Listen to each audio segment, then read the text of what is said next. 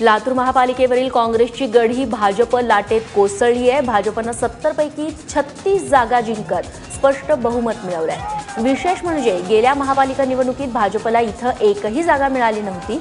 पालकमंत्री संभाजीराव पाटील निलंगेकर यांच्या नेतृत्वाखाली मिळालेला हा मोठा विजय मानला जातो। तर अमित देशमुखांच्या नेतृत्वाला लातूरकरांनी नाकारल्याचं स्पष्ट होतंय। दरम्यान लातूरात काँग्रेसच्या हाताच्या बळावरती कमल फुलल्याचं बोललं जात आहे। कारण काँग्रेसमधून आलेले तब्बल 8 जण विजयी झालेत, तर राष्ट्रवादी काँग्रेसचे 2 आणि शिवसेनेचे 2 आयाराम देखील भाजपच्या तिकिटावरती विजयी झाले।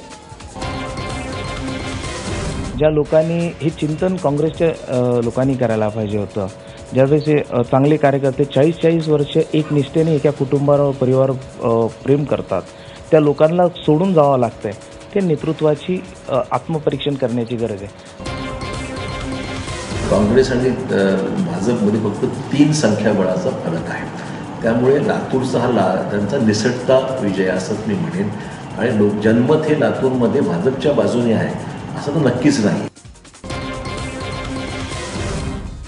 दुसरीकडे परभणी जिल्ह्यात मात्र काँग्रेसने जोरदार मुसंडी मारली आहे। 65 सदस्यांच्या परभणी महापालिकेमध्ये काँग्रेसला 29 जागांवरती विजय मिळवता आलाय। राष्ट्रवादी काँग्रेसने इथं 20 जागा मिळवलेल्या आहेत। परभणीत काँग्रेसची ही कामगिरी अनपेक्षित अशीच आहे, कारण जिल्ह्यात काँग्रेसचा एकही आमदार नाही। परभणीत काँग्रेसने राष्ट्रवादी काँग्रेसला चितपट केलाय। राष्ट्रवादी काँग्रेसचे परभणीतले तब्बल 3 आमदार आहेत, मात्र तरीही त्यांना म्हणावं तसं यश मिळवता आलं नाही। इथं शिवसेनेची ही घोर निराशा झाली आहे। शिवसेनेला इथे फक्त 6 जागांवरतीच विजय मिळवता आलाय। तिकडे चंद्रपुरात राज्याचे अर्थमंत्री सुधीर मुनगंटीवार यांनी आपला गड राखलाय। इथं भाजपने 66 पैकी 36 जागा मिळवत स्पष्ट बहुमत गाठलंय, तर काँग्रेसला अवघ्या 12 जागा मिळालेल्या आहेत। चंद्रपुरात 66 जागांसाठी 460 उमेदवार निवडणुकीच्या रिंगणात होते। भाजप विरुद्ध काँग्रेस अशी सरळ लढत इथं होती। अर्थमंत्री सुधीर मुनगंटीवार आणि केंद्रीय गृहराज्यमंत्री हंसराज अहिर यांची प्रतिष्ठा पणाला लागली होती। त्यांनी भाजपला आता घवघवीत यश मिळवून दिलंय।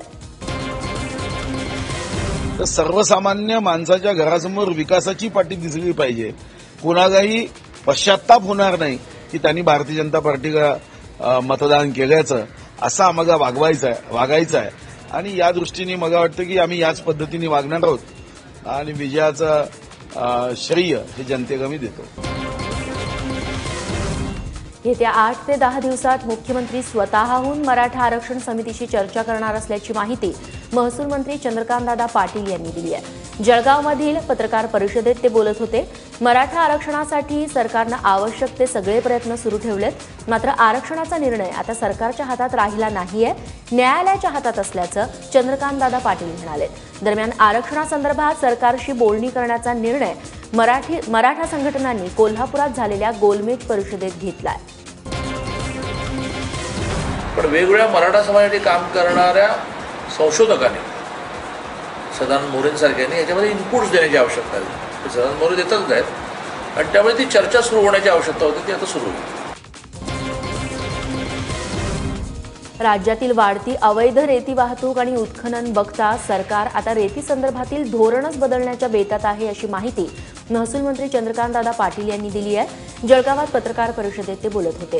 राज्यातील 350 तालुक्यात सरकार स्वतः रेती डेपो सुरू करेल आणि त्यातून रेती विक्री होईल। त्यासाठी सरकारनं द्विसदस्यीय समिती स्थापन केली आहे। या समितीच्या अहवालानुसार जर गणित जुळलं तर येत्या काही महिन्यांपासून रेती संदर्भात हा बदल बघायला मिळू शकेल, अशी आशा चंद्रकांतदादा पाटील यांनी बोलून दाखवली आहे। तसंच अवैध रेती वाहतूकदारांकडून शासकीय अधिकाऱ्यांवरती होणारे हल्ले बघता तहसीलदारांना खासगी सुरक्षा पुरवण्याचा विचार देखील असल्याचं यावेळी पाटील यांनी बोलून दाखवलं।